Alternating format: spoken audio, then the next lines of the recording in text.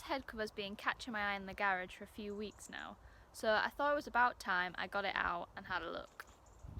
Now, I thought this was actually going to be one of my mum's clubs because she's always used Ping woods through the years, but it turns out it actually belongs to my dad.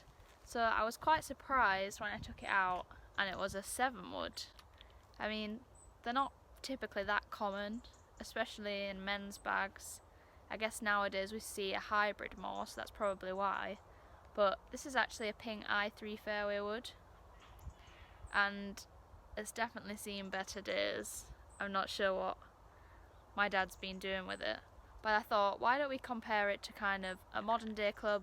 So I've got a Ping G410 hybrid, so let's see how they compare. Okay, so first things first, loft. This has got 20 degrees of loft on it. I've then got the hybrid, which is a 3 hybrid, so we've got 19 degrees of loft. So first thing I'm going to do is just change the adjustability on this and get the lofts matching up.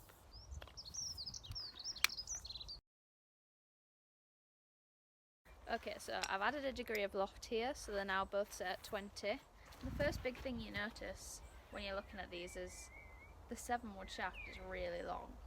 Like, so much longer, I don't really understand. There's also quite a big difference in terms of the looks. Like, this 7 wood just looks tiny behind the ball. Like, I almost feel like I could miss the ball with this club.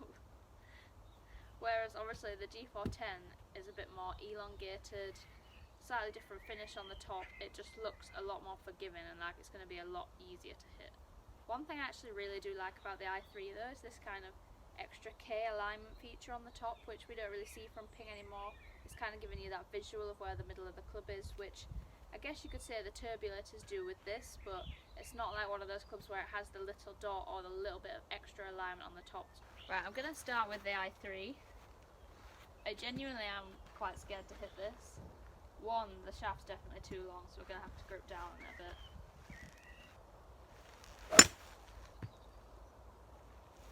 Sounded quite nice. Data's pretty good too. Carry distance isn't best, but I guess I wasn't really going at it because I was kind of scared I was going to miss it. Pretty good on side spin though in their launch direction. Now, I've never really played with woods with a steel shaft before, but I would say I actually don't really mind it. Like, the weighting of the shaft feels fine, and it feels good through the swing, to be honest, so I'm not really concerned about that. Versus the graphite, it still feels nice. I like the sound off the face, so good first impressions from this, really. Okay, so I'm pretty excited about this because this literally arrived the day before lockdown. I haven't even had a chance to hit it yet, and Ping hybrids have been and always have been really my favourite club in the bag, so I'm very excited to give this a hit, see not only how it performs compared to my current i15, but see how it performs compared to the i3. I think instantly this club's just more comfortable. The length, the shaft, the kind of weighting build up, it just feels good straight off the bat, which probably wasn't really the case with the i3. Obviously looks wise it's much preferable, it's more modern, more updated, and the longer elongated shape, even though it's not that bigger in depth, that kind of wider, longer shape is just giving you a bit more confidence that I'm not going to shank it into the field, to be honest.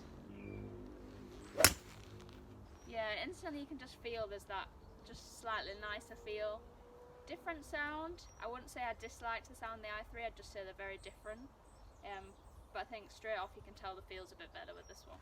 You can see instantly as well if we look at the numbers from GC2, I've gained nearly 10 yards there just from that one shot. So there's definitely a big difference in terms of distance. Okay, so this is my best shot so far with the Ping G410. So we've got a carry of 192, launch at 16, but 1.43 smash, which is pretty good.